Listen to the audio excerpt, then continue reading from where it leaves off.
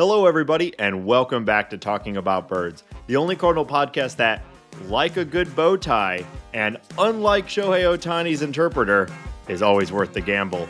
My name is Nate Heininger, and I am joined, as always, by my co-host, Vince Morka. Hey, Nate.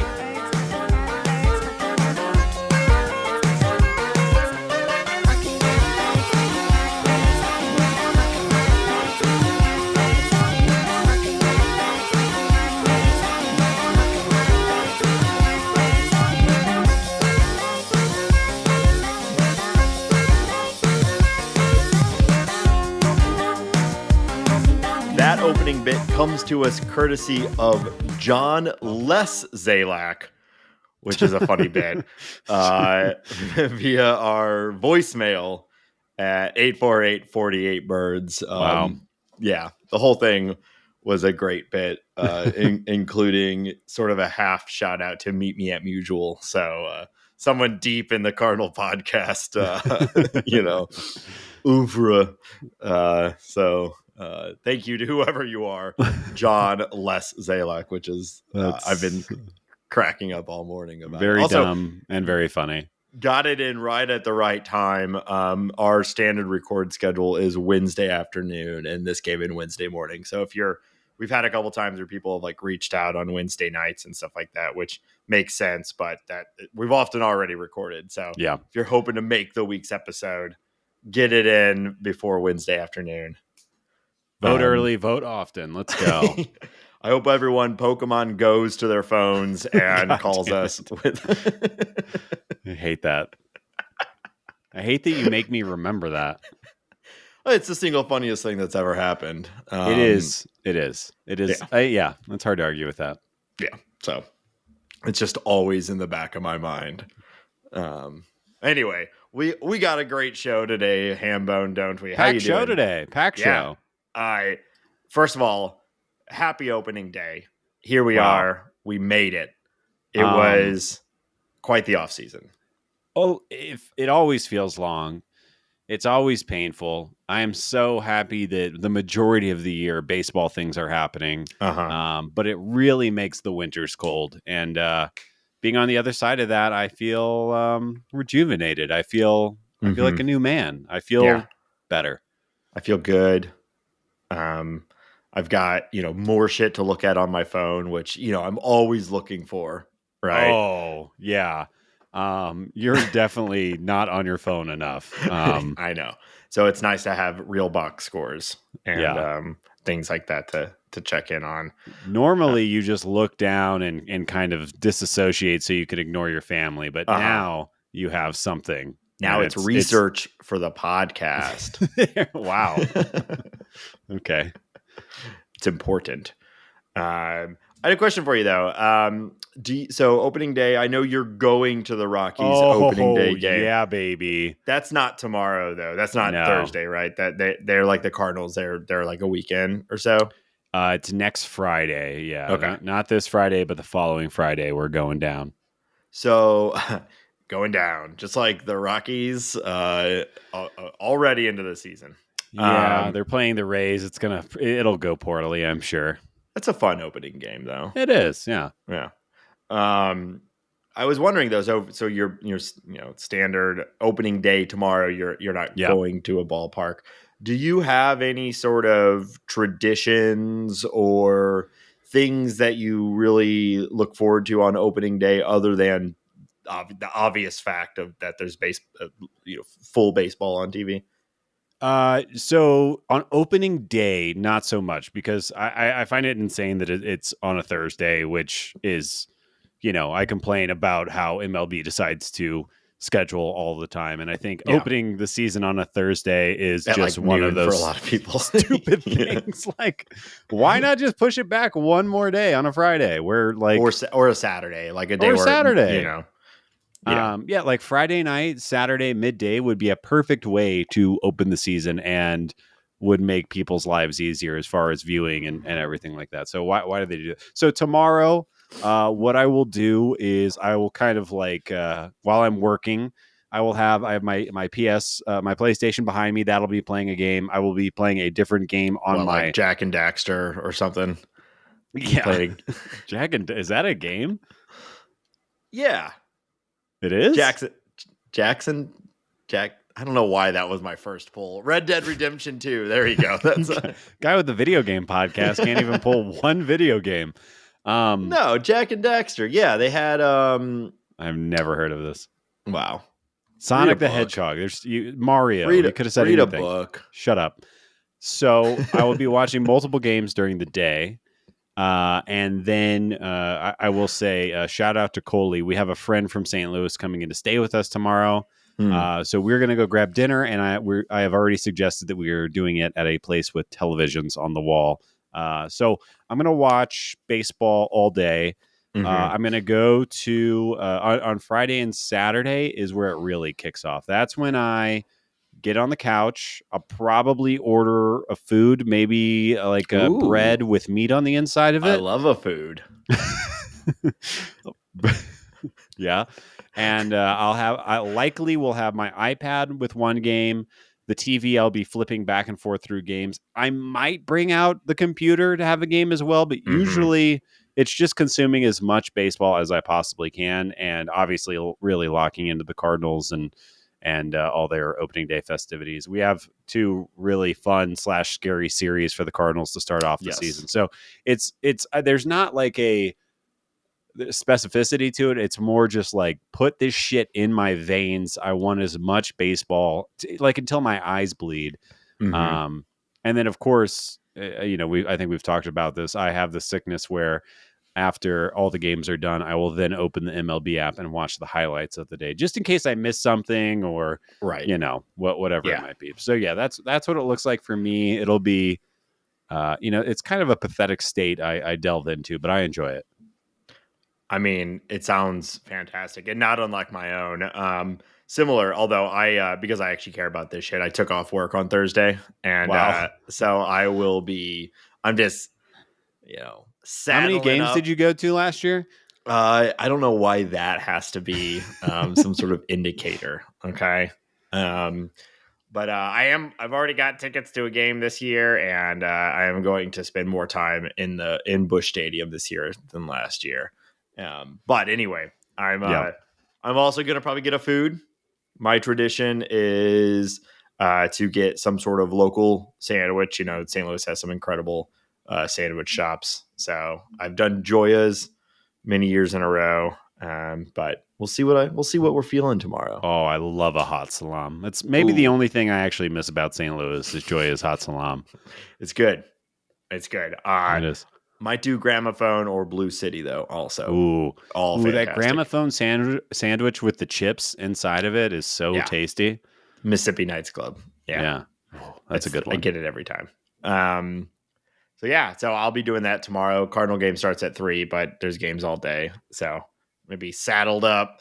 Same thing as you. As many screens as I can get around me with as much baseball as possible. One doing my fantasy baseball stuff, and then as many real games as possible too. Oh yeah, I'm fantasy based. I have 2 fantasy baseball teams this year. I'm going to take it to the hole. Take it to the hole. Nobody wants that, Ben. That's not a thing people say, nor is it a thing that anyone should want. I feel like when I have this going, like a really like a low rent dumb version of Minority Report, with like all the screens, and I'm flipping back and forth and trying to find the matchups and all that. It's so much fun. Yeah, super excited. And by the time most people listen to this, they'll hopefully be doing something similar. So congrats to everybody for making it through the off season. You did it. You did it. You took it to the hole. You took it to the hole. Get that cookie. We have one order of business still to address before we talk about the sort of series of unfortunate Cardinal news over the last week. Yeah. But I actually 2 orders of business. One, I just wanted to say, for if you're kind of newer to the show, in the sort of the back half of the episode, we do series previews. So we will be talking about like the Dodgers series and the Padres series and sort of breaking those down. We'll be doing that all year. So stay tuned for that. Also, welcome. Come on in. The water's just fine. Yeah. take the hole. What? What is it? Is that what you said? Is it take it to the hole? Taking, yeah. Like driving it to the basket. Like it's basketball terminology, right? Yeah, take it to the hole. Classic basketball terminology. Hit us up at Talking About Birds on Twitter if I'm right, and say nothing if I'm wrong. He can't buy a basket. Also, so we want to sort of close the loop on a thing that we brought up on the show a few weeks ago, and actually had a little bit of forward momentum. Though we'll see what we actually do with this. So I consider this significant forward momentum, my friend. Well, we just have to actually do it. So let's get into it. So last year when I traveled to Colorado to go to the Cardinal series with Ben at the Rocky Stadium, we participated in one of those fast pitch, the pitch clock games. You throw a pitch and you can see how hard you threw it. Miles per hour, yeah. And though you may have expected otherwise, my speed was not particularly high, and so I've committed to trying to increase my velo over the last year. And we sort of joked about getting me into driveline, and Ben actually did contact driveline, and though they did not roll out the red carpet to offer me a free series of trainings utilizing the driveline technology, they have actually invited us to the to one of their I don't know, workshops, or what would you call it? Facilities? Yeah. They have a facility in outside of Seattle and one in Arizona. Yeah. And they've invited us to go and take a tour and, go into driveline, which sounds incredible. I don't know. Yeah. Ben and I actually have not even this is actually the most we've talked about it now, because why talk to each other unless it's for content? So we haven't actually figured out like when and what that would look like. But I think it's pretty funny that we have an opportunity at a guided tour through driveline. I just want to read a snippet from the email, and I won't blow this guy up. But the guy who emailed us is a collegiate and minor league, former collegiate, now minor league pitcher, who was there acting as like a business associate. But I looked him up, and he has a Baseball Reference page, which was amazing. Oh, wow. But he said, after I sent a long text talking about how we need to basically get Nate's velo up and how he needs to break 47 miles per hour and so on and so forth.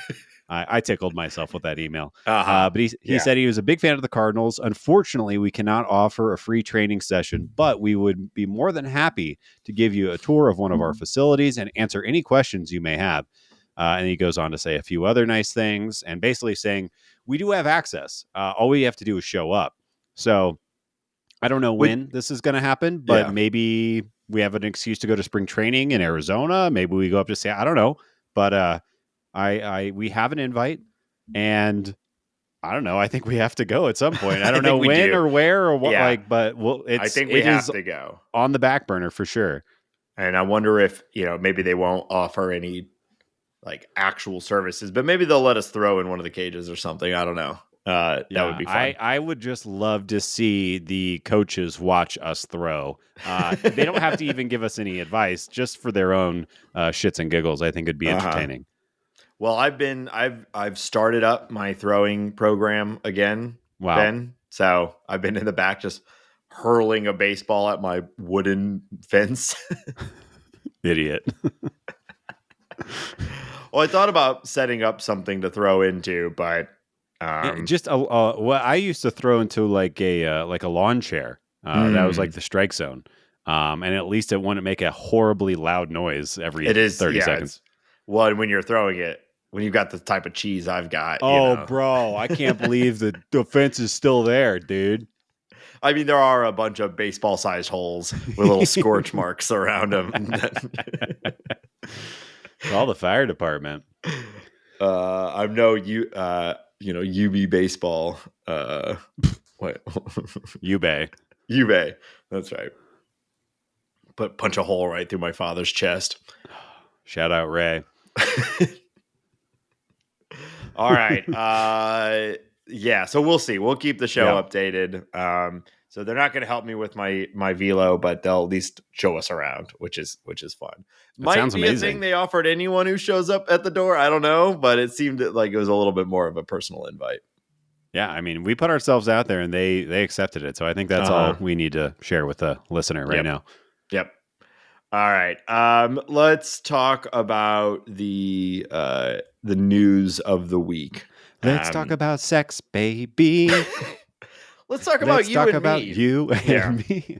Yeah, okay. We just talked about you and me for 15 minutes. Let's get to the point of the podcast. We have some bad news. Bad news. In case you missed it, there was quite a collision in the spring training game against the Cubbies, which I'll first note, I thought it was kind of cool that the Cardinals found themselves in Arizona for a 2-game spring training set against the Cubs. Obviously, that happened because they have games in Southern California, and I think the travel made sense, but kind of cool that, that just never happens. Yeah, the broadcast talked about that too, just sort of how fun it was to have this sort of preview of the regular season rivalry. It is cool. Yeah, I enjoyed that. But while that was happening, Dylan Carlson and Jordan Walker had a fairly high-speed collision. If you missed this, there was a ball that was hit to the right center gap with some authority, and the center fielder, Dylan Carlson, right fielder, Jordan Walker, were both streaking towards it. They had bad communication. And it seemed like Walker, once he realized that Dylan Carlson was getting close, heard footsteps, whatever, I think Jordan Walker probably realized he was going to win that and tried to dive out of the way. What ended up happening is he took Dylan Carlson's legs out from underneath him. Dylan Carlson kind of went flying, as you would imagine any human would, went running into Jordan Walker at any speed. People to run into. Of all people. He is so big. Yeah. And fast. It's not like, we've talked about Jordan Walker can move as well. So just a lot of mass coming at you. Dylan Carlson goes down. He has a sprained AC joint, which is in his shoulder after the collision. And he is going on the IL. He will not make the opening day roster because that. So we're kind of left without the center fielder. And I think obviously it's a bummer because you're like, this was avoidable. It's obviously a mistake. We've been kind of talking for the past 2 or 3 weeks about how excited we were with the way Carlson was playing. The center field job seemed his, especially with Tommy Edman out, who is supposed to be our starting center fielder. So yeah, it's bad news. It's like, man, this dude just cannot catch a break. Can't. It's hard. These things are always hard to assign fault on. And I'm not super interested in assigning fault. Jordan Walker said, Jordan Walker tried to take the blame, but did say there's sort of miscommunication on both parts. But generally, like the sort of thing, it's the center fielder's ball. It's their job to tell everyone else to get away from it. But it's hitting that exact spot. These things happen every year. There's going to be more of these sorts of things just as part of baseball. Just particularly unfortunate when one half of the equation is one of the largest men in the league, and the other guy is not a small dude by any means, but no Jordan Walker, and is also at sort of a critical moment in his career, it feels like. So particularly disappointing, especially, as we've said, we've been Dylan Carlson fans for quite a while, and it really felt like, okay, here we go. Here's the opportunity for the breakout. Now, fortunately, they're saying this is an absence that will be measured in weeks, not months, which is great. But anytime you have a shoulder thing, that's worrying. And also, I sure don't trust anything the Cardinal medical staff says. So, weeks or months, like, it is what it is. It's probably going to be a little while. And at the very least, it really halts this clear opportunity that Carlson had to establish an everyday role. That's the part that I think is the worst is, I think we've all seen his swing and his performance. And I think everyone is familiar with how good of a defensive outfielder he is, and especially in center, I think he shines there.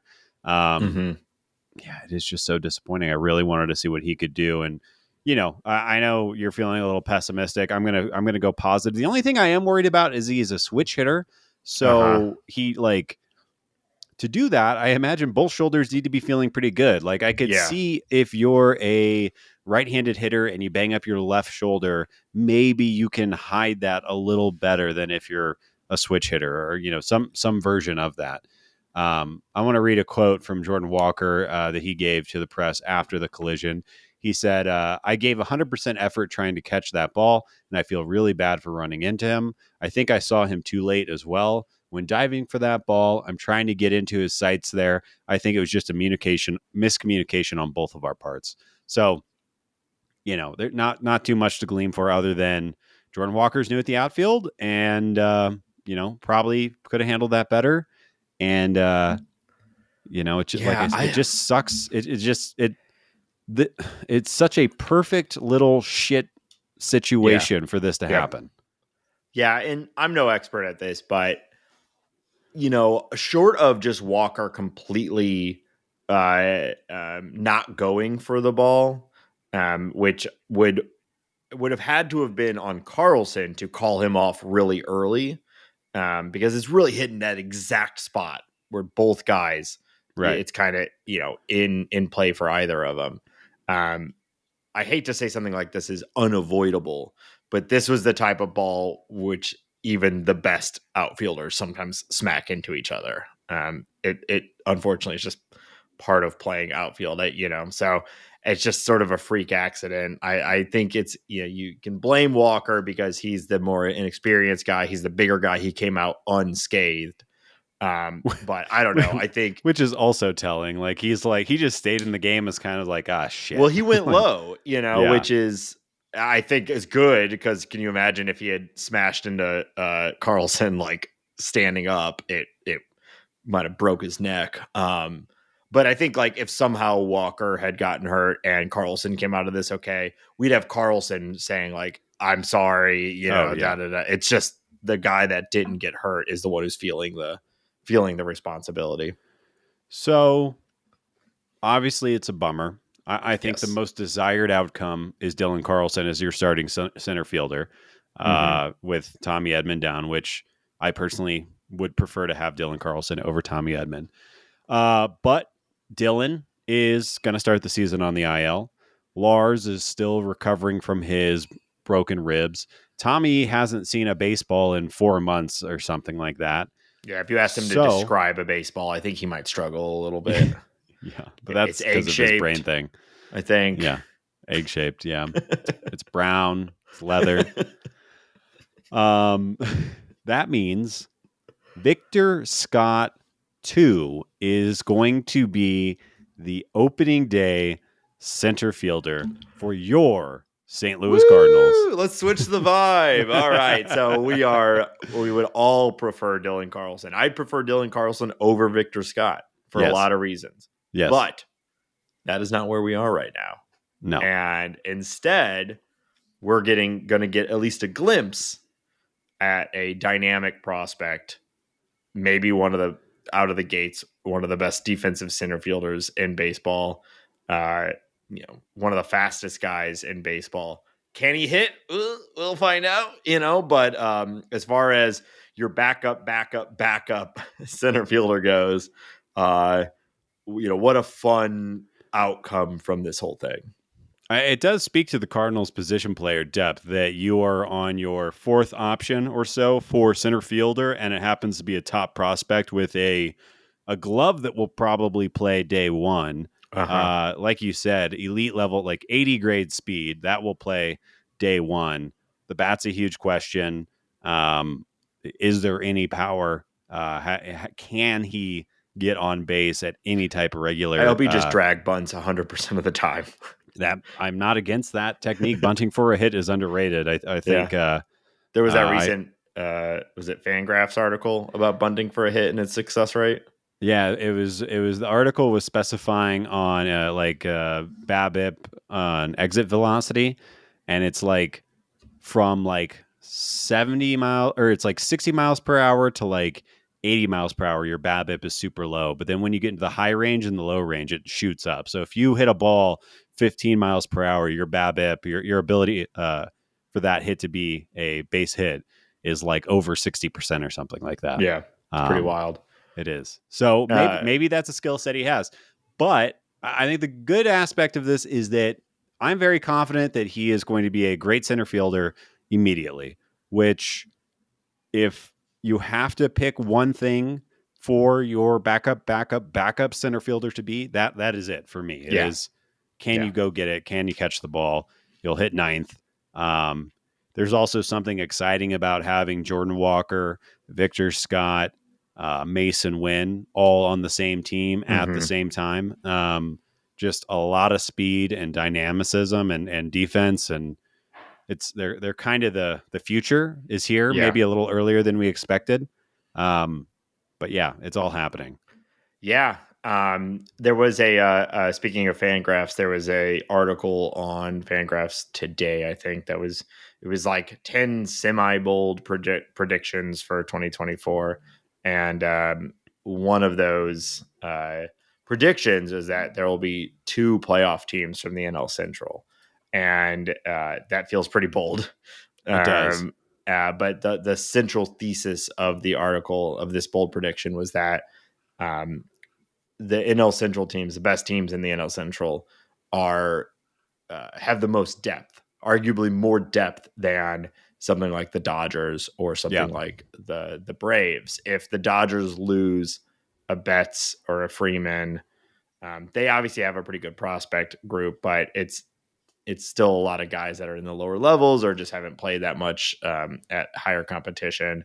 Whereas the Cardinals, like, our depth is a lot more near term. And so you can just sort of see, like, we're already seeing it, right? With Victor Scott being like the starter, how many teams would kill to have him? And until today, we were saying, well, let's give him more time in the minors. So I still think it's a bold prediction for a reason. But the point of it is they called out the depth of the Cardinals, and we're seeing that with this. And that article was written by Ben Clemens, a Cardinals fan. So take it with a little grain of salt, but I like it. I like the prediction. So I'm excited. Obviously, we have been VS2 fans for a minute, and just very excited to see him play. What I am very curious about is the timing of when these outfielders start to come back. What happens with Victor Scott? And even not worse, but even more interesting, I guess, like, what if Victor Scott is good? And he's getting on base and he's playing a great outfield, and Tommy Edman and Dylan and Lars are all coming back. What do you do? Yeah. I suspect that almost no matter what Victor Scott does, he will be sent back down. Yeah. Now, if he suddenly finds a power stroke that we've never really seen at the minor league level, and he is just crushing balls into the gap or over the fence, and he's playing that elite defense, sure, okay, of course, like they might roll with him, and I don't know, I don't know what you do with that. I mean, Michael Siani also has made the opening day roster as a backup outfielder, so you could see him swapping him for Carlson or Edman or whatever. But at some point, with all these guys back, somebody's going to have to go away. And Victor Scott, with options and his youth and everything, it's almost just like like, what else do you do short of looking at early season trades, which almost never happen, or optioning? I'd have to look at it. Like, I guess you could option Walker, but that seems unlikely too. So that seems. I think it's almost certain he's going back down, and this is just going to be a stopgap. And the Cardinals hope to see some good play from him, some glimpse of the future. But I think he goes back down.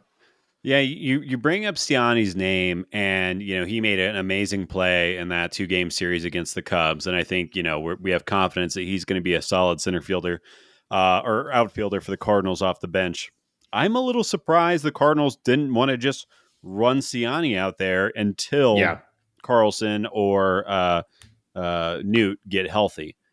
because I think I would have been not necessarily the ideal outcome, but I think I would have been fine with Alec Burleson in left, Jordan Walker in right, and Siani in center for not the season, but just to start the year off.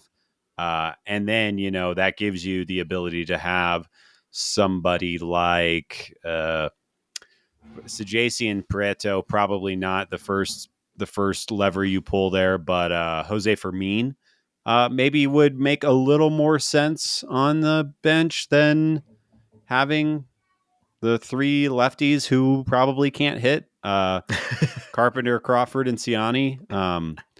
But you hey, know what I'm Carpenter's saying? having a good spring. Let's we haven't really talked about that, but he actually is having a good spring, and I don't really want to buy into it. But if there is a way that he is a 177 WRC plus and 32 at bats right now. He's back, baby. We're all wrong.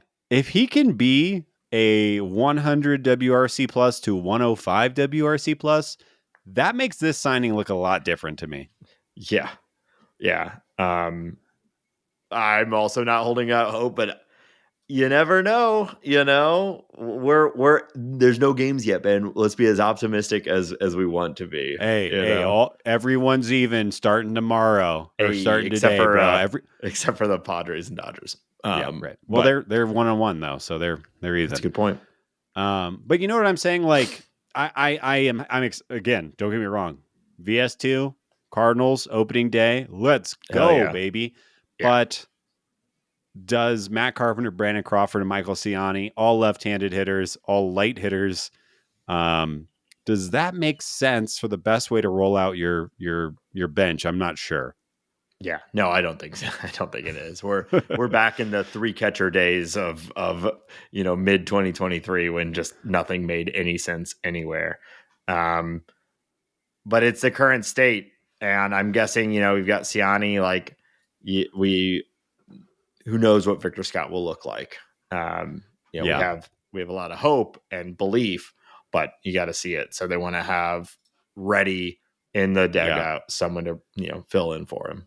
I know we've kind of talked about this, or at least around it in a couple of ways. Ivan Herrera had a great year last year. Mm-hmm. He had he's had a couple of great defensive plays in spring training. He has hit really well in spring training. I think Wilson Contreras is also, I think he's primed to have a great year. Yes. I think he is, I don't know. I just think it's coming. He hits the ball so hard and sprays it all over the place. It's coming. I'm very curious to see how the Cardinals end up deploying these two. And are Ivan Herrera and Wilson Contreras going to be playing on the same day? DH catching, what is that going to look like? Does it make sense when your outfield is this beat up to put Wilson Contreras in left? I'm not really lobbying for that, but I think it's a legitimate question. Yeah. I kind of hate it. Man, I was just thinking about against the lefty. Yeah. Do you put Ivan Herrera at catcher and Wilson Contreras in left? And who's DH? Then what are we like? Why are we not having Contreras DH? I guess I don't know what Contreras looks like in the outfield. Yeah, Brendan Donovan is probably DH. I don't know. Then just do Donovan in left. Like what are we doing here? Okay, that makes more sense. I'm glad we said this out loud because that makes more sense. But your point though about Ivan, like he's looked really good this spring, and we saw a lot of it last year as well. Like I'm pretty high on him, and you'll be curious to see the breakdown. Assuming health, will he catch 50% of the games this year to get that bat in the lineup and maybe be a better defensive catcher than Wilson? And if so, is Wilson DHing 50% of the game, or are we drawing down some of his plate appearances, which doesn't really make sense? He was one of the best offensive players on the team last year. It's kind of a good problem to have, but it's an interesting problem. The DH spot is going to be occupied by a lot of people this year. It is. So how do you balance that and, develop Ivan? Because who knows, we've got 4 more years of Wilson, but how much longer will he be just behind the plate? Do they move him to first and not sign Goldie. Ooh, I mean, it's an option, and they have to start thinking like this because I do think he is coming on that well and has been that impressive. And obviously you could trade him for maybe some starting pitching, but it doesn't seem like that's going to happen ever. Yeah. All right. We talked about Siani. We kind of talked about Burleson. Burleson's expected to start in left field. Final roster news that we have to talk about, at least today. Zach Thompson has been given the 5th starting spot. Given isn't the right word. He earned it, Nate. He earned it, Ben. Oh, baby. Did he ever? And Matthew Liberatore is starting in the bullpen.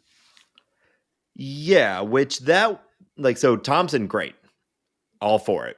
He had a pretty good spring. He's projectable. I think a lot of us have been pretty high on him. He's had an up and down couple years because of how bad the Cardinals are at managing their pitching staff and their utilization of it. But I'm pretty hyped about him in the starting rotation. I am too. I'm a little worried about where his velo has been at this spring. Just hasn't been as high as we've seen it, but he's still ramping up. And I agree. I think he's probably the best option. Yeah. The Liberatore thing, I don't know. I get so torn on it because he was effective out of the bullpen. But I guess I'm just not ready to give up on Liberatore as a starter, and having him start in the bullpen on such a crowded bullpen too.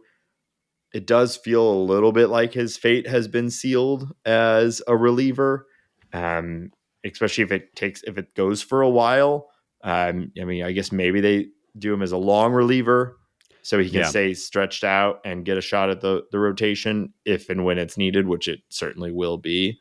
I guess I need to know more about their plans for him out of the bullpen because he's also was really good out of the bullpen. So you imagine him being used in higher leverage situations. Maybe it's the long relief when you're ahead type of role. Right. But that's narrow too, or down, or like tie game or down by a run, the like high leverage, long relief role. But then that feels so limiting, or maybe I'm just too high on him still. I think you might be a little too high on him still. Cause I think we're kind of at the point of the Matthew Liberatore experience where we just need effective innings out of him. Mm-hmm. And I do think like that kind of scenario you just brought up, the Matthew Liberatore comes in to get 2 or 3 innings at a time and maybe pitches once or twice a week is really interesting and something that could help the Cardinals and something that they haven't really had for, I don't know. They kind of tried to have that with Andrew Miller and it didn't really ever come together for the team and his health. But I don't think that that's a waste of Matthew Liberatore. Like, Shelby Miller is a very solid reliever now. Obviously, he probably got a much longer leash at being a starter and was more successful, but kind of happens to some of these guys. They just become relievers, and maybe he'll become a very good reliever, and maybe he'll go start again. But I think for this season, what are you going to do? Yeah. Yeah, I'm curious what their plans are for him in the event of when we need a 6th start. Is it still Liberatore in sort of like the 6th guy there, or is he now have people surpassed him and they're saying he's a bullpen guy? I guess we have to wait and see on that. Well, I know we're doing our Heroes and Hatchlings draft later, so I have thoughts on this, but I'm not going to share them with you right now because I don't want to play my hand. But I have thoughts on that, and I think I think he has been surpassed. I guess I'll just leave it there. Wow. Okay. Well, yeah, but yeah, congrats to Thompson. It's interesting just the way everything's lining up. He's getting the 2nd start of the season. So he is. He's jumped past everyone. He's our number 2.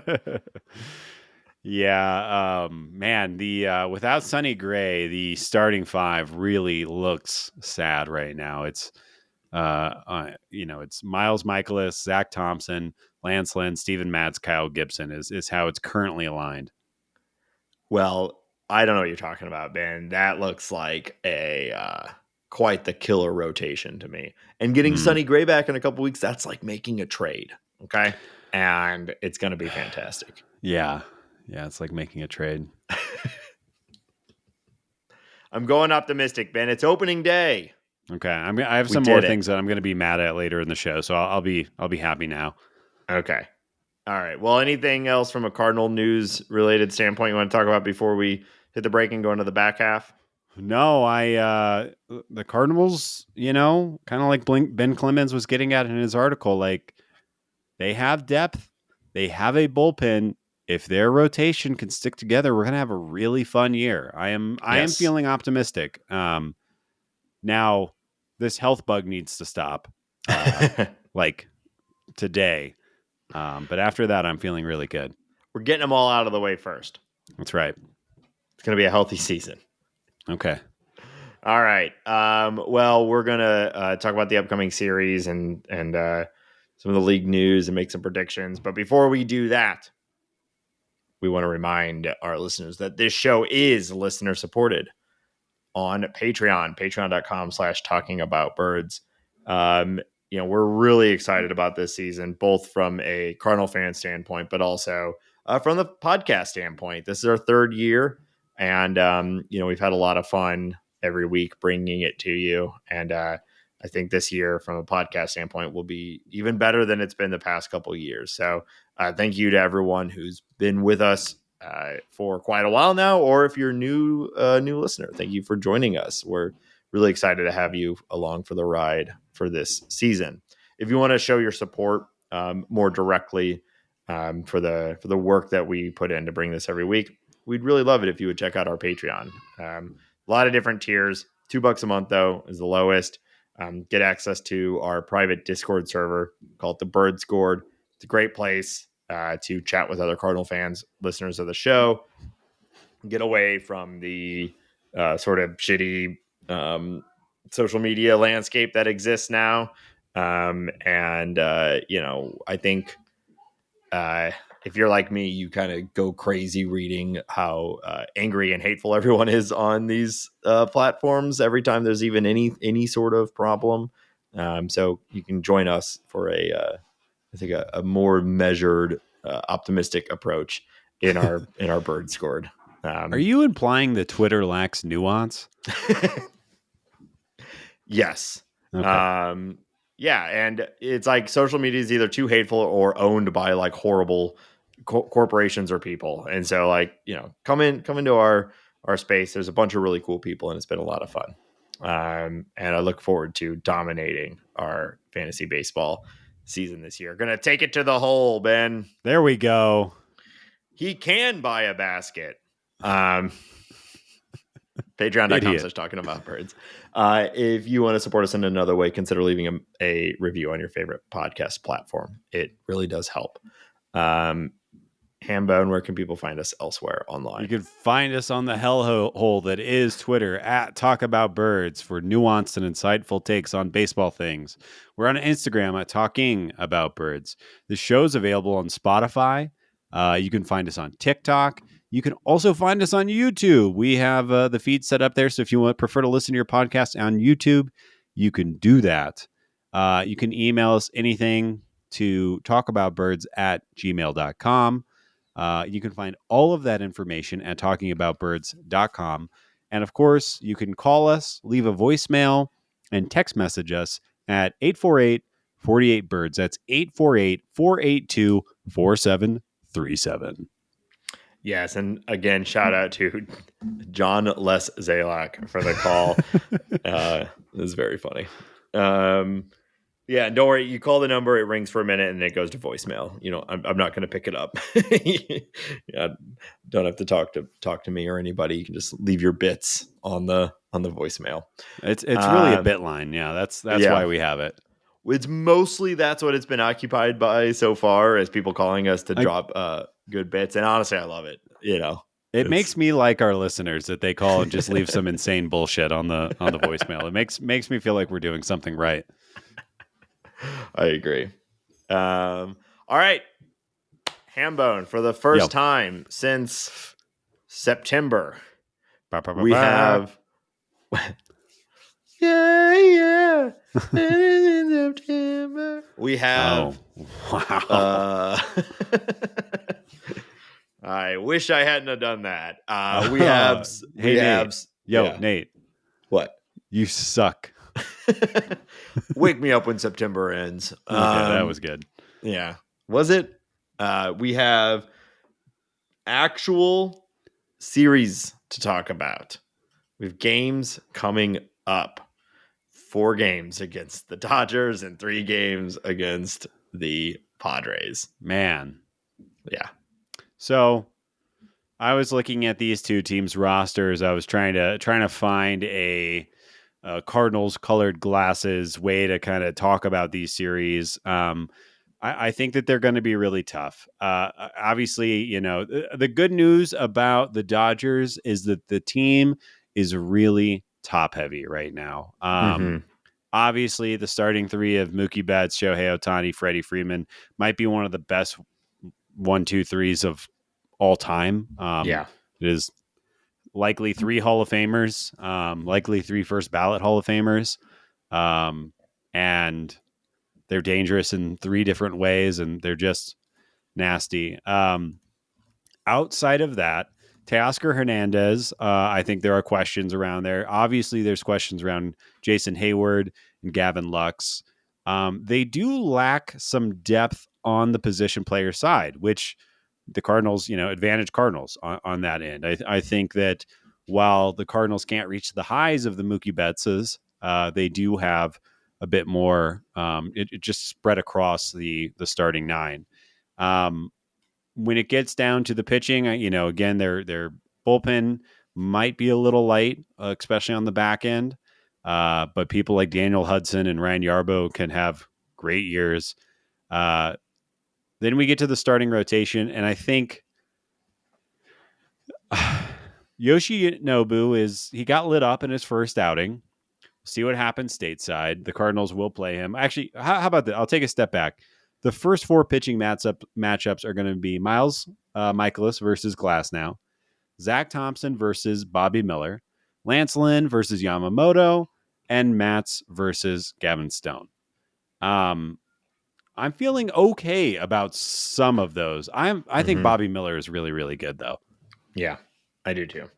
Yeah, the one matchup where you're like, okay, it could be even as the Gavin Stone against Matz. We don't really know what we're getting out of Matz just yet, but we've talked a lot on this show that he arguably has one of the highest ceilings in the rotation outside of like a Sonny Gray. So we'll see. Which is disappointing in its own right, but it is true. Yeah. It depends on how you view it. It's disappointing because you'd like to think that we have better, but also it's encouraging because Matz has looked really, really, really good at times in his career. So that's what we're comparing him to, is that like that peak Matz is really, really good. So we'll see what we get. And yeah, I mean, it's not uncommon for even some of the best international transfers to struggle a little bit in their adjustment period. We saw that with Yoshi against the Padres, and maybe the Cardinals take advantage of that. Look, even just last year, Kodai Senga had an amazing year for the Mets, but it was really more like an amazing last 3 months or so. It took him a little while to adjust, and I think we all expect, obviously the Dodgers expect Yoshinobu Yamamoto to adjust and to be incredible. But maybe we strike early. It's kind of the only. Yeah, that's kind of how I'm viewing this. They're not at full strength. They have some injured players. Yoshinobu hasn't gotten used to pitching in the MLB yet. In the MLB, I didn't mean to say that. In MLB. Wow. But yeah, it's a really tough way to start it, but you have to play everybody, and maybe this will be a good start. Get it out of the way. Well, as far as expectations go, the Cardinals have a great opportunity here because no one will be surprised if this is like a 1-3 type of series. Yeah. And I don't even know that we would be that disappointed with a 1-3, all things considered, the opening season injuries and, no Sonny Gray and whatnot. So won't take much for the Cardinals to exceed expectations in this series, and who knows, maybe a 2-2. I think we'd walk away from that saying, "Hell yeah!" Have to be happy. It's nice. We'll talk about Ohtani in a minute, but I think the Cardinals can use every advantage going into this season. So if it's Ohtani gambling, everyone coming out wearing like dice necklaces or something. Yeah, whatever controversy or distraction or anything the Cardinals can use to their advantage, they will take. And good luck to you boys. It's hell of a way to start the season. And then I don't think it gets that much easier when you go down south. Cardinals then have a 3-game set against the San Diego Padres. And I think that, with the addition of Dylan Cease, it just really fills out this team. Luckily, Kyle Gibson is holding down the start of this series for us, so we should be in good hands there. Right, Nate? Yeah. Did you see his performance yesterday? He looked great. He did. It's fine. Yeah, everything's fine. It's gonna be good. It's great. In fact, it's great. It's gonna go great. It's gonna be great. We love it. The Padres, they are like an extreme version of the Dodgers. It's super high end guys, and then people you've either never heard of or people who maybe shouldn't be in a competitive team starting lineup, like Jerks and Profar and Tyler Wade. Matt Waldron, probably not the right guy to be, ending your rotation, but the highs are high, and I think they're going to be really good this year. I think the Michael Keane acquisition and the Dylan Cease acquisition were huge for them. Yeah. I mean, it's hard to say, like, on balance, did they gain more by trading Juan Soto than they would have had by just keeping Juan Soto? But as far as the team needs go, which has been pitching for quite a while, I think, like, at least long term, that is a good trade for them. Going from Soto to Profar is a massive dip in production and what you can expect. But they needed pitching. Soto was about to leave. It makes sense. Yeah, I get it. It's kind of like the Corbin Burns trade too, where it's like, the Brewers are at least pretending to still compete this year. And yet they traded away their ace.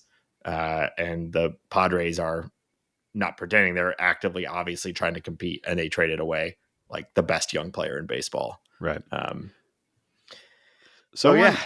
I'm excited to see Jackson Merrill play. He's been highly lauded for a while. I remember this was probably years ago at this point, but prospect people comparing him to Michael Brantley that could play shortstop. He's been moved from shortstop to the outfield. But he's smooth. He's got a nice left-handed swing, and he's 20 years old. I'm kind of excited to get my first look at him in a real game and how that all plays out. But Padres are good. Dodgers are good. It's a really tough way to start the season.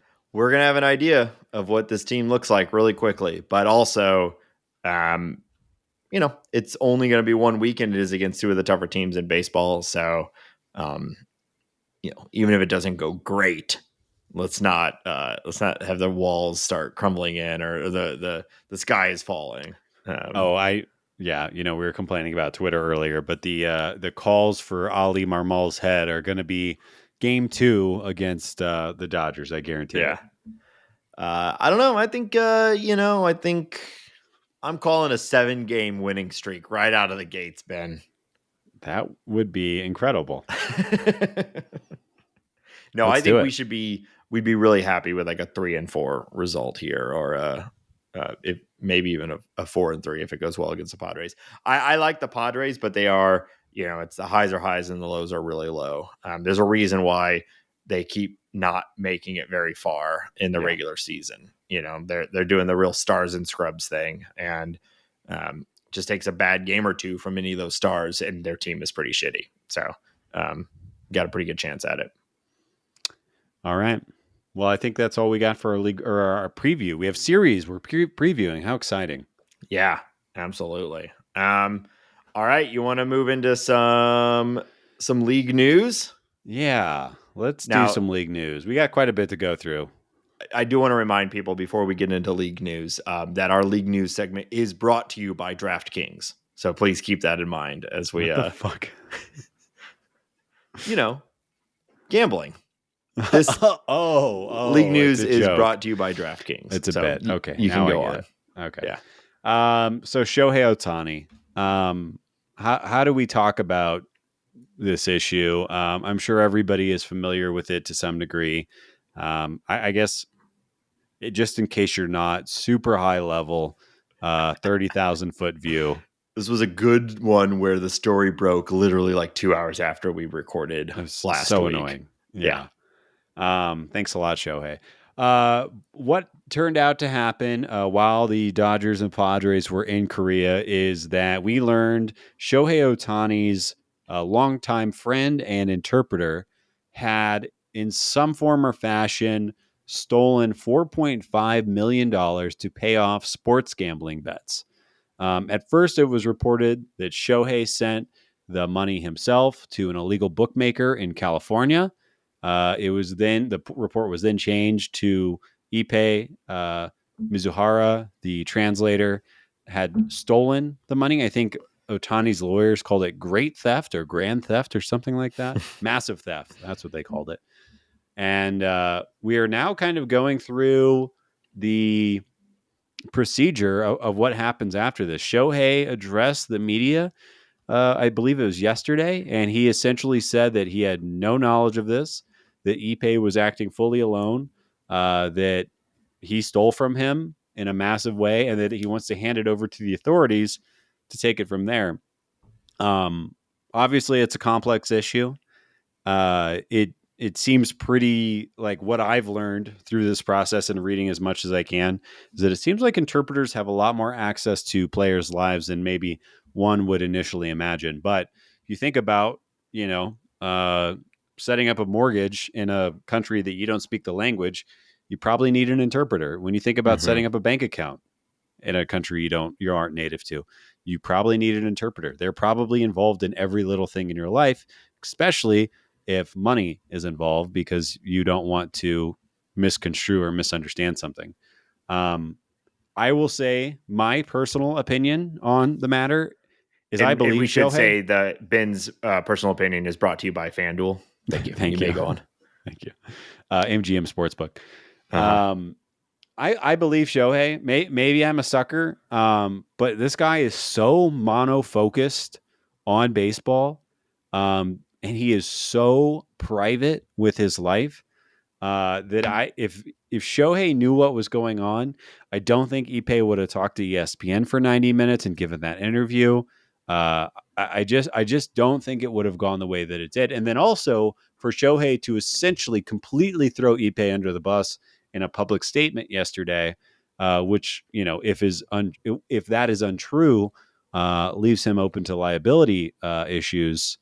It would be absolutely shocking for me to learn that Shohei is lying about this, because of his entire life is focused around baseball, and this would take that away from him. Yeah. Yeah.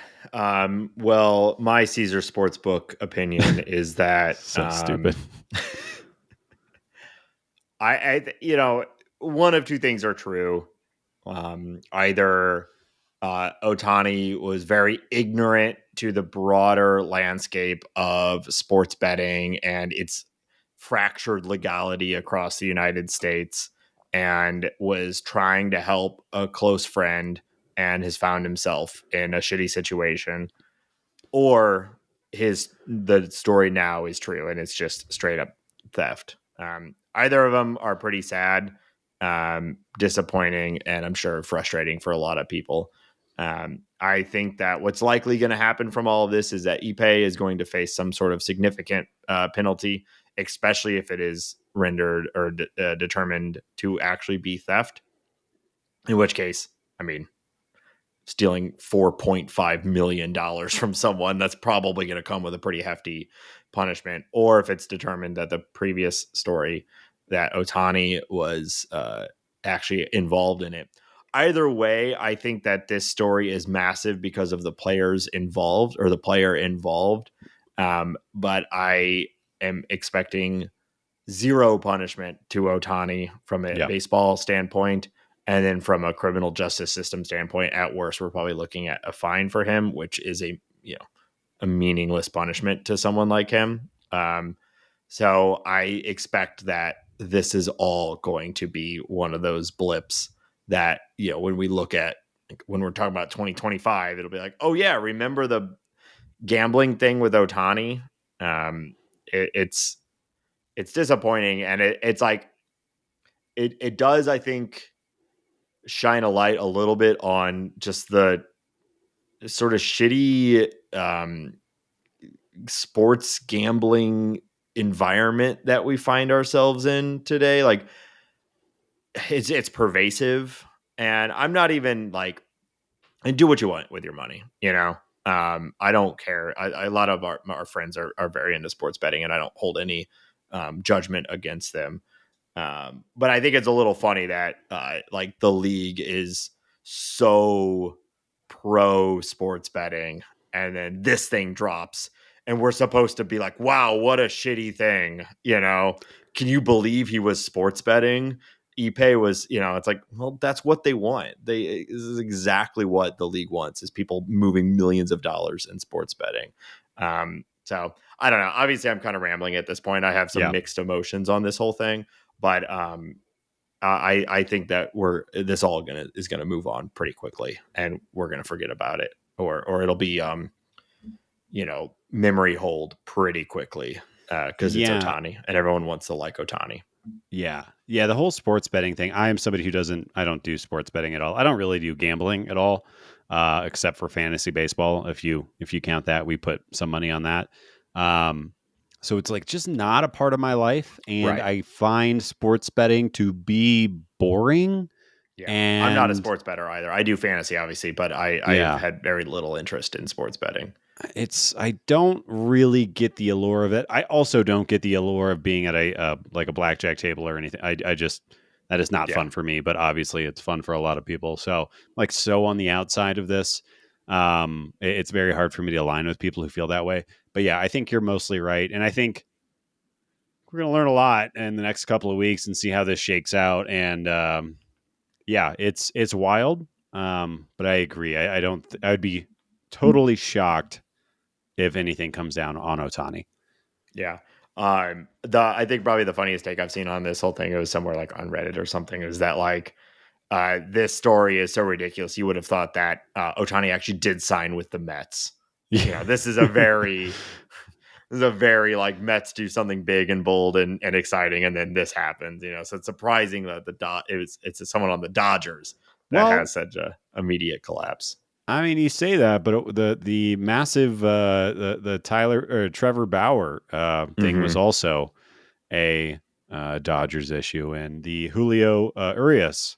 They like, the Dodgers are the crown jewel of the National League, but they've had some unsavory stories in recent memory. Yeah. Like, though, to be fair, they've handled it, like they handled the Bauer situation really well by basically just like, get out of here. Yeah, but they could have vetted him before. Like, I don't know if any more could have been done. Yeah, but that's hard to say. I think it's an interesting pattern that maybe isn't talked about enough. But they haven't had a great recent history, and all three of those players are stars. Yeah, though again, I would say this Ohtani thing, like, it's blowing up because of who it is.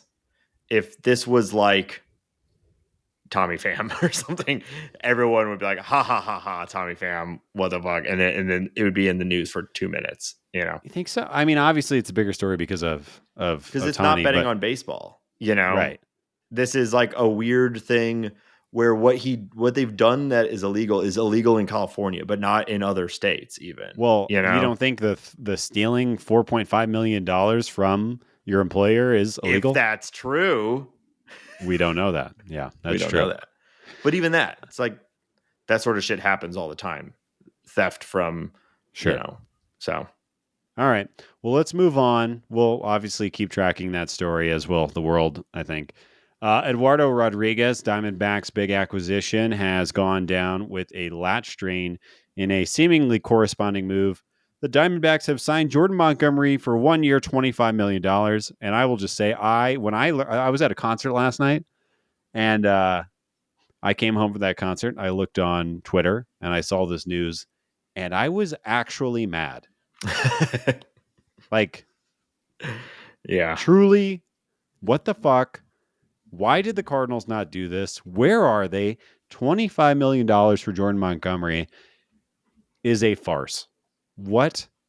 How did we get here? Yeah. I mean, you can make that same argument for virtually every single team in baseball. If his asking price became 1 year, 25 million, like, how do the Yankees not do that? How do the Dodgers not do that? How do the Cardinals not do it? How does every team that needs starting pitching, which is arguably every team, how does it not get bigger and higher than that?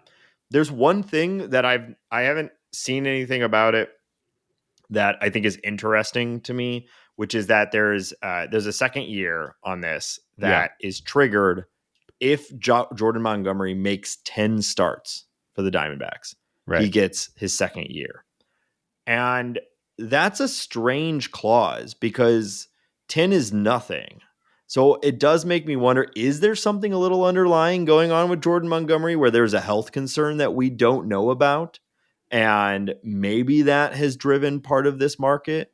Or is it just like, in order to get the deal, Montgomery wanted a second year and the Diamondbacks are hesitant. So they're like, we just want to make sure we get some, you can't be completely broken on us. Well, so we'll give you, the deal is it's an option and it's triggered after 10 starts. So that scenario would be that Jordan Montgomery makes 10 starts, then gets injured, and then can trigger that option because he doesn't want to rehab without a contract or whatever it might like.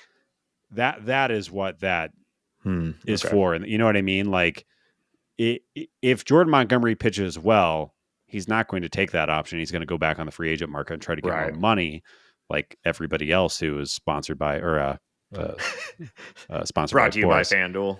Brought to you by FanDuel.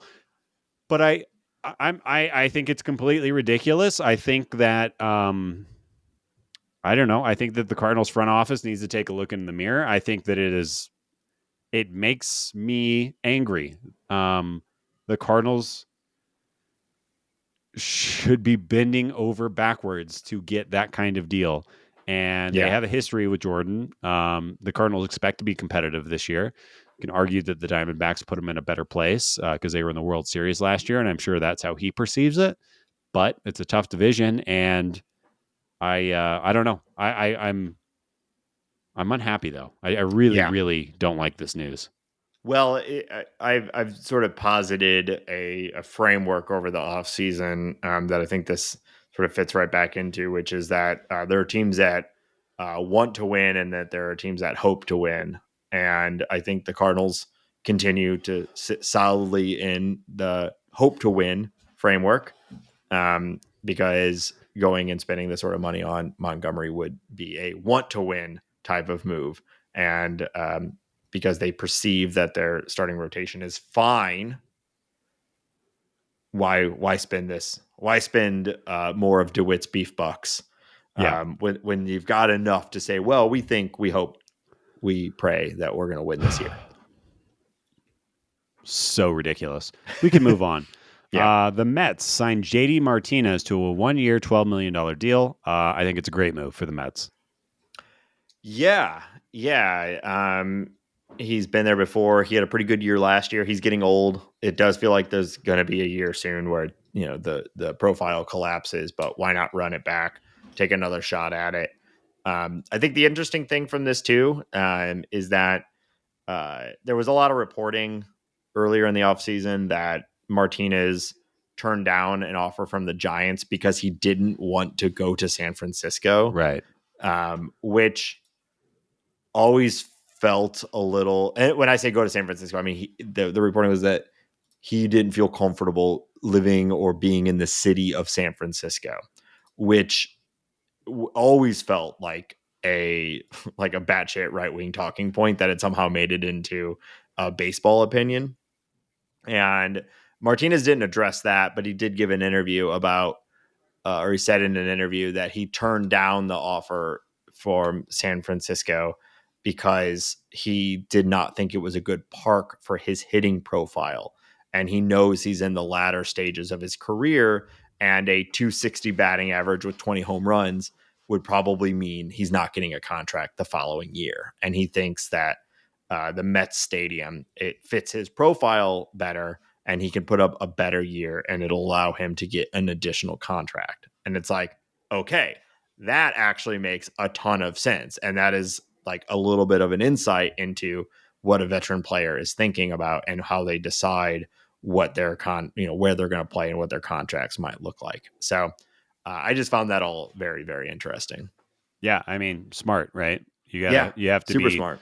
Obviously you want to win, but you have a window to make as much money as you possibly can for you and your family. Get that bag, baby. Yeah. Be Take smart it to about the hole. Take it to the hole. All right, we got 3 little notes with the Orioles. The Orioles' former owner, Peter Angelos, has passed away. John Angelos still with us, unfortunately, but Peter, the patriarch, has passed. MLB owners just today approved the sale of the Orioles to the group led by David Rubenstein. Kind of morbid that these things happen so quickly after each other, but that is how it was designed for wealthy people reasons. So it is what it is.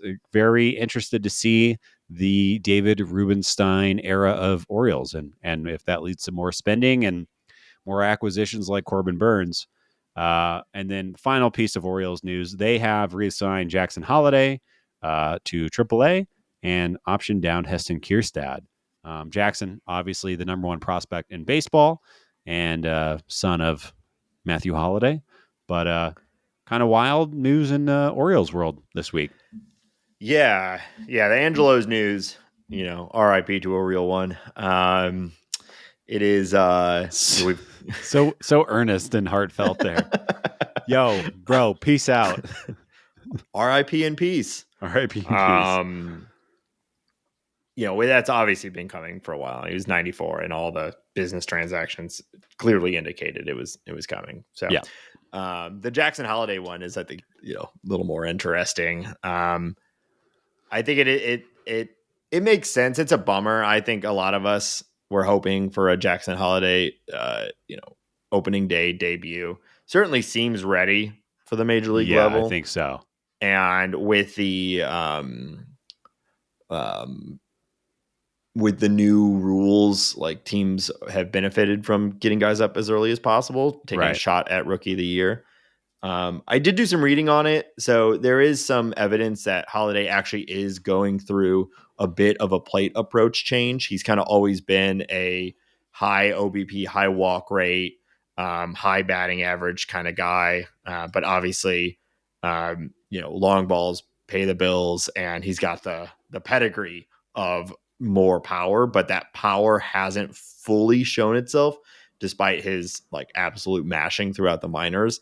And so there's a little bit of evidence that he's working on his launch angle, working on his approach to lift the ball and increase his power, which I think makes a lot of sense. So there is an argument to be made that it makes sense on a baseball level to let him continue to work on that approach at the minor league level. And then when you balance that with the fact that the Orioles are stacked and they don't necessarily need him at the major league level right now, you can it makes sense, and it doesn't have to be a everybody screams service time manipulation or something like that in these sorts of situations. I don't get that from this. Yeah. It doesn't have to be that. I think this can be a smart move on the field and then maybe off the field too. Baseball is so funny. You have one of the highest regarded prospects since the Rays player who shall not be named on this podcast anymore. He is of great pedigree, as you mentioned. He is 20 years old. He is an above average shortstop, but they're like, we still need to get more power out of this guy. We're going to keep him down. And I'm not even disagreeing with the methodology that they're using, but it is just funny. They're like, Well, I think he can be a little He bit could be better. even So better. let's cook him in the minors and let's not have. He still looks like a haunted doll, so we need him to mature a little bit, maybe grow a beard or something. Yeah, I think he has rosacea, and I think you're just making fun of him for his rosacea. Is that true? I don't know. I'm just based on I have been that is now stuck in my brain, and I've noticed it more and more. And it's the cheeks. It's the redness of the cheeks. Yeah, but it's hard out there to beat Jackson Holiday. No, I don't think it's ever been hard for Jackson Holiday. Life is on easy mode for Jackson Holiday. Okay, let's move on. We got some Rockies news. Let's go, baby. The Rockies extend Ezequiel Tovar, $63.5 million, 7-year extension. Wow. They got their guy. You'll love to see it, folks. You really do. He, who doesn't like Ezequiel Tovar? He is a great defensive shortstop. He could be a hitter someday. The Rockies are the weirdest organization in baseball. They extended Ryan McMahon for no reason. They extended Kyle Freeland for no reason. They extended Charlie Blackmon for no reason. They signed Chris Bryant for no reason. And now they extend Ezequiel Tovar for no reason. But hey, you know what? If you live out here in the mountains with me, you can watch Ezequiel for the next 7 years, maybe. Yeah, I mean, he seems good. And with the price of baseball at this point, what did you say, 63 million? It's like, he doesn't have to be incredible to return value on that deal. No. But it does seem like, why already, but this is what we wish the Cardinals would do more of. So it's hard to judge the Rockies for something like this. He does seem to have some upside. For sure. That could, He will. I actually think it's highly likely that either this or next year he is the best player on the Rockies. Which, that take whatever that means with except for Chris Bryant, MVP, Rookie of the Year. There is a non-zero chance that Chris Bryant hits 40 bombs this year. It could happen. I don't think that it would happen. I wouldn't sports bet on it, but it could happen. Yeah. Anything could happen. Anything could happen. We could all die today, Nate. I'm going to haunt the shit out of you if I die. Okay, that's cool. We could still do the show. Get a ghost mic. Ooh. Get our friend Ghost Mike. Yeah. Okay. This just came across the newswire here. The Dodgers and Will Smith are finalizing a 10-year, $140 million extension. I'm reacting to this live. I think Will Smith is fantastic. I love his batted ball profile. I love I just love his whole game. He's a 29-year-old catcher that they just signed to a 10-year deal. Yeah. I'm not sure I understand that part of it. I also it's kind of the same thing about like with the Ezequiel Tovar, like why and why now? But the Dodgers print money, so who cares? 10 years, 140, so a 14 AAV. Some of that risk you're talking about is definitely baked in there. It does make you wonder: does he end up being their DH or something like that full time as he ages? Because he definitely is a competent hitter, but locking up a catcher until they're 39 feels a little strange. Odd move. Yeah. I wonder how it's broken down. It wouldn't surprise me if the last 5 years of that deal are like $4 million a year or something like that. They're going to be paying Shohei Ohtani $64 million in 2033 and Will Smith $10 million or something like that. Yeah. Interesting move though. Okay. Moving on, the Reds infielder Matt McLain underwent surgery to repair the labrum and some damaged cartilage in his left shoulder yesterday. There's no timetable for his comeback. It'll probably be after the All-Star game at the nearest.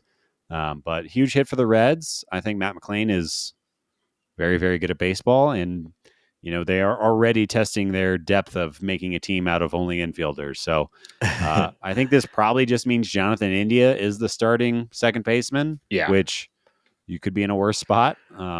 But a hit to the Reds for sure. Yeah, well, they went into this spring with a ton of question marks on playing time, who's going to be where, and in ways that they were not hoping for, but how it typically goes, those questions are being answered. So it does show you the depth, like, oh no, now Jonathan India has to play every day. Not bad. And this is their second major hit after Noelvi Marte. So, like, again, it speaks to the depth of the Reds and this upside. But it does add just another wrinkle, another spot where that's one less guy that had a super high upside. And India is good, but I think we kind of know what he is. So you're taking out a super high upside guy and replacing him with a pretty good floor. And India could have a really good year. Don't get me wrong. But he also has plantar fasciitis, and that just never goes well. So it definitely is not helping the Reds that this playing time conundrum is being resolved via suspension and injury. No, I mean, I think with Noelvi Marte and McLean going down, you do a lot of that ceiling disappears, and you're really hoping that Ellie De La Cruz is that dude. And I think Ellie has the tools. I am absolutely not convinced that he is above, like a consistent above average major leaguer just yet. Obviously, the guy has gifts, but can he hit from both sides of the plate? I don't know. Yeah, and hit anything other than hitting the ball really hard every once in a while. Right. Yeah. All right. A little more exciting news. The Rangers have selected to have Wyatt Langford start on their opening day roster. Love it.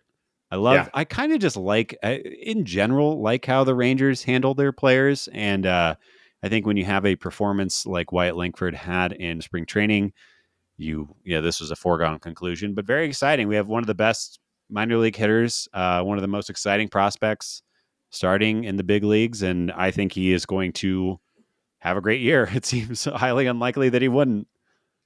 Yeah.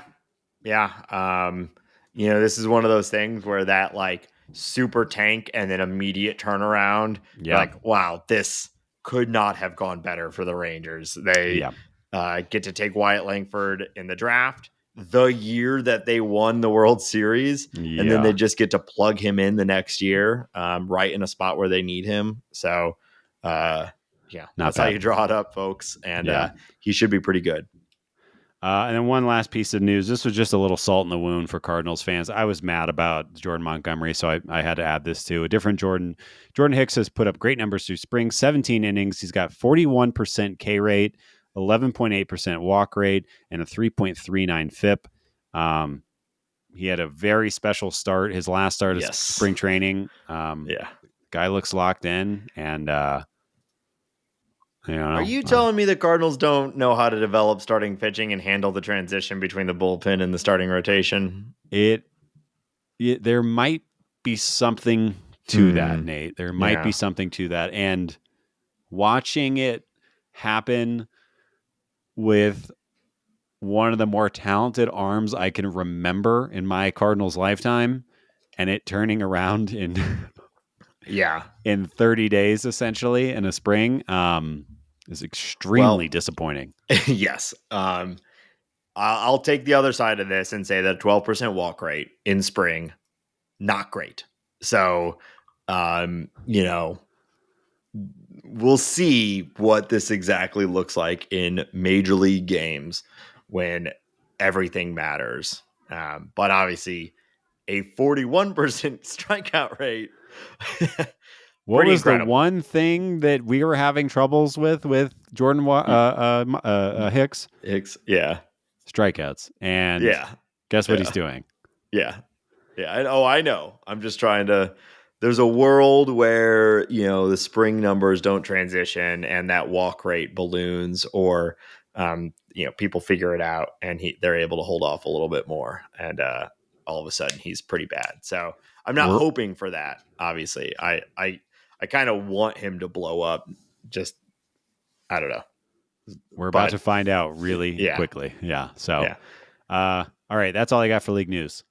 All right, we are going to For this segment here at the end of this episode, we're going to continue our tradition, our third annual Draft Day Stars and Scrubs edition. Let's hear the song. I thought we called it Heroes and Hatchlings. You're right. Heroes and Hatchlings. Idiot. At least we got a good song. Shh. Did you just shush me? I can say whatever I want. Piece of shit. Ridiculous. Like, I honestly couldn't hear a word you were saying. It's so loud in the headphones. All right. So the way this works, Ben and I are going to do a draft. You can do 3 players from the 26-man and 3 players off the 26-man.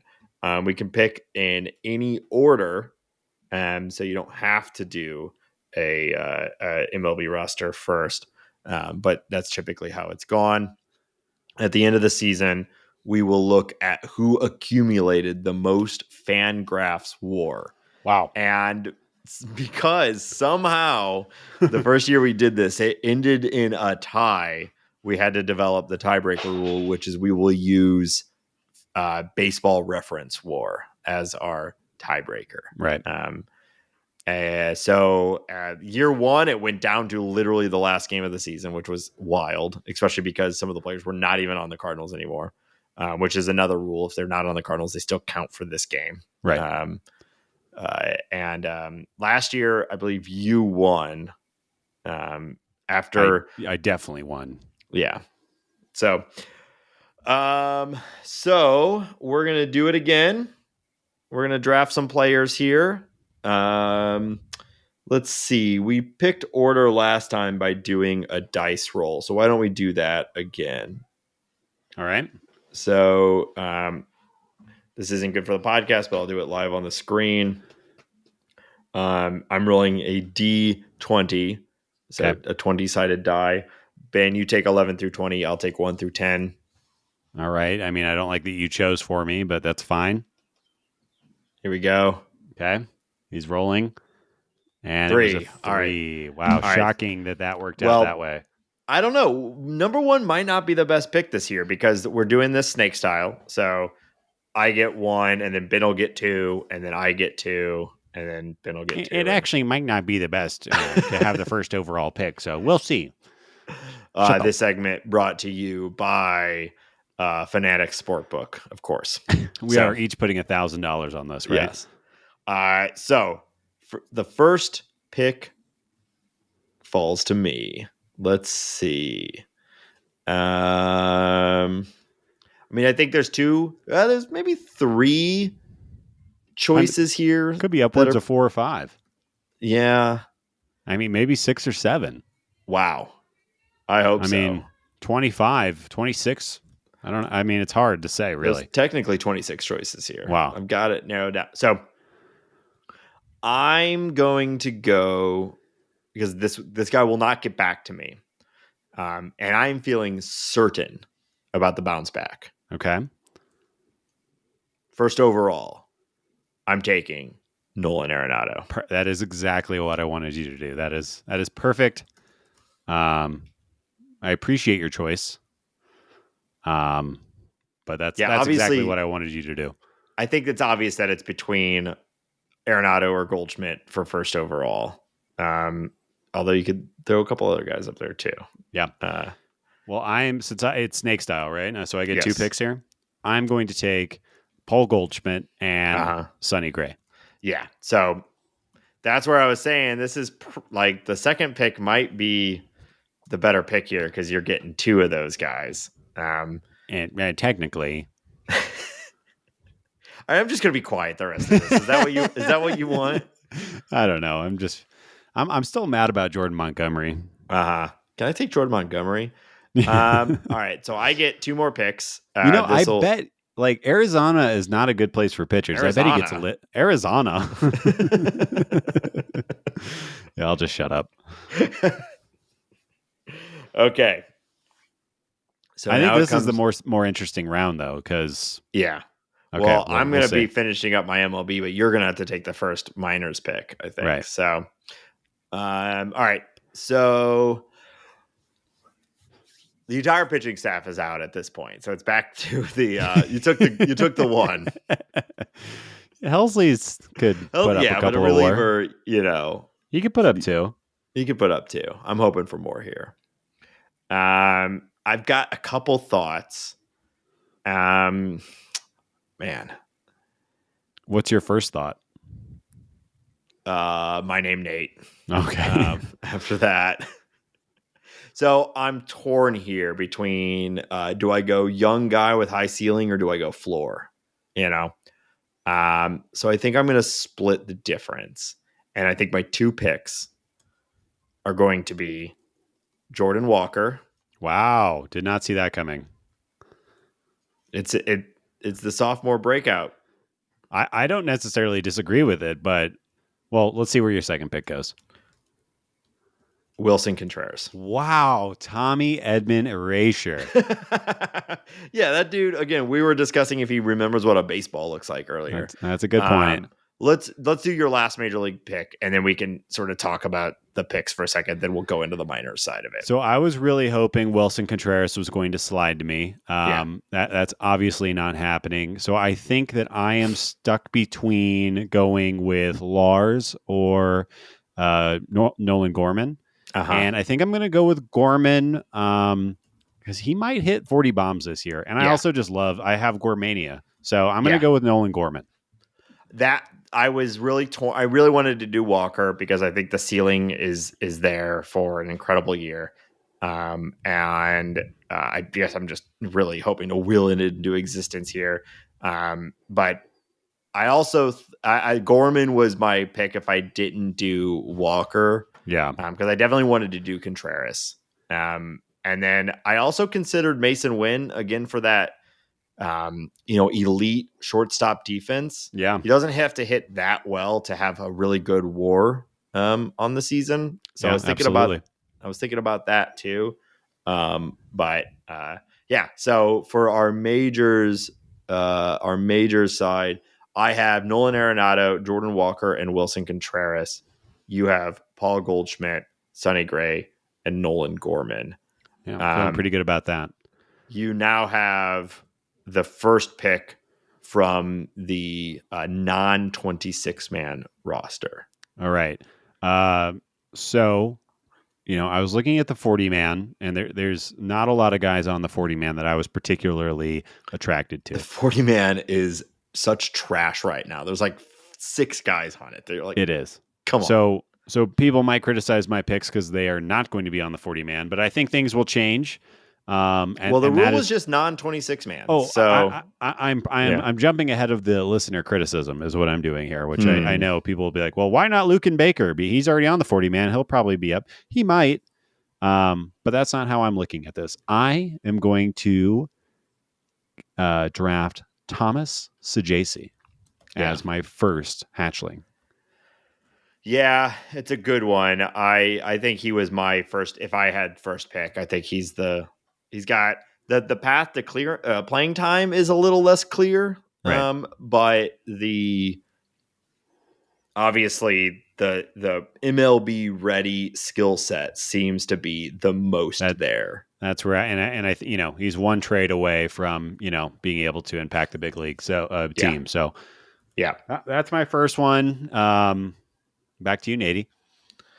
Okay. Yeah. The problem the position player side does start to dwindle pretty quickly, especially now that Victor Scott is there. Right. That was a big, big change in this game. You can't take him. I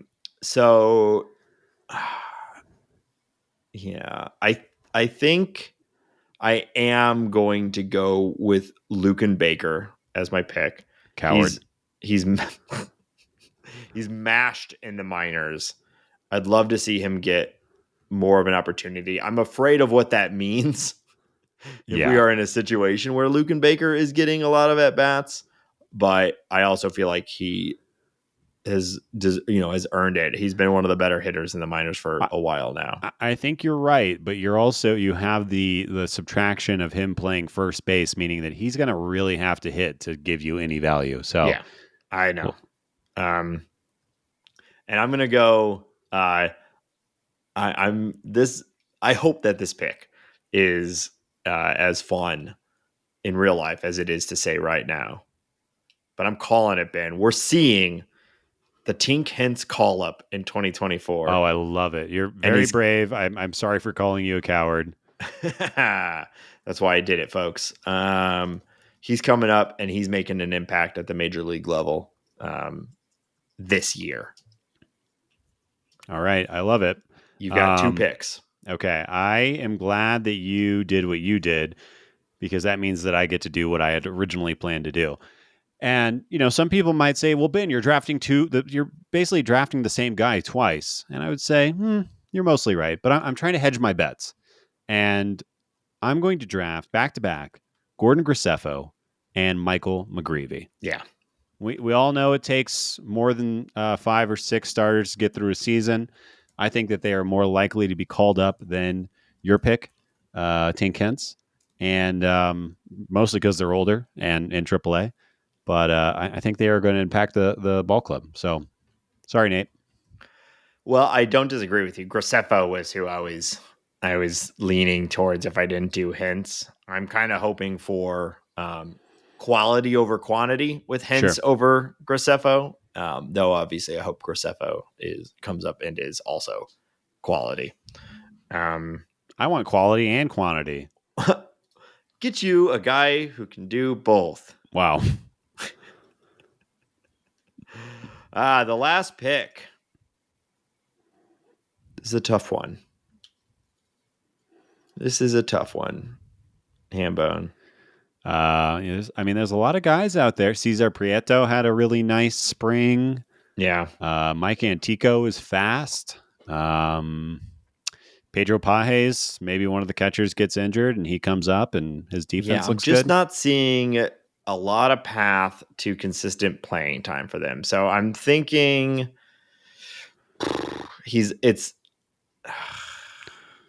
do I go high-end starting prospect again and gamble, or do I go with a guy that's certainly going to get some innings? That's where I'm... What about RJ Yeager? He had a nice little spring. He did have a nice little spring. I think that the odds of my 2 picks both panning out this year are unlikely, but I think between the 2 of them, we're going to see some impactful innings this year. Oh, I already know. This is going to vault me over Ben's 0.2 he's going to get from each of his picks. Okay. Tekoa Roby. Wow. What a brave pick. Again. Yeah. Very impressive. Wow. I also am almost certain that we're going to need starters all year. Yeah. So I think one of Hence or Roby will come up and establish themselves as a core piece of the 2025 starting rotation and accrue a couple WAR in that process. That would be fun. I don't think you're going to be right, but that would be fun. Yeah. All right. So my minors selection is Lucan Baker, Tink Hence, and Tekoa Roby. Ben's is Thomas Sajasi, Gordon Graceffo, and Michael McGreevy. So yeah, if you're listening and you think we made a mistake or you like either of our teams, let us know. Either Bird Scored, text or call us at our number or various social media. We'd love to hear your thoughts. And I think that's going to do it, Hambone. We did it. We're here. The season is starting. Merry Baseball Christmas to you. Thank you. Yes. Happy Baseball Christmas to you as well. So that'll be it. We'll be back next week with real games to talk about. The 7-0 start to the series. Can you believe it? It's coming. This episode brought to you by FanDuel. One last run at the joke. Thank you for everything, everybody. And we'll be back next week. And until then, go Cardinals. Take it to the hole.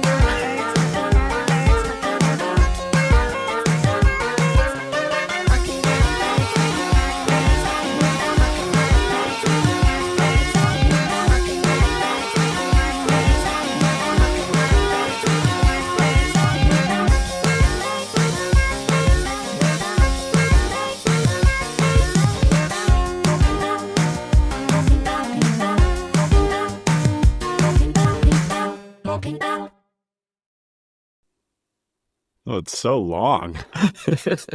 Well, that was my signature catchphrase. How you doing?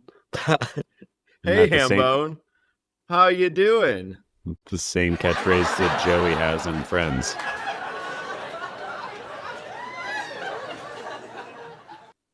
It's bad. It's going to be a long ep today, huh? Yeah. It's going to feel long. Yeah.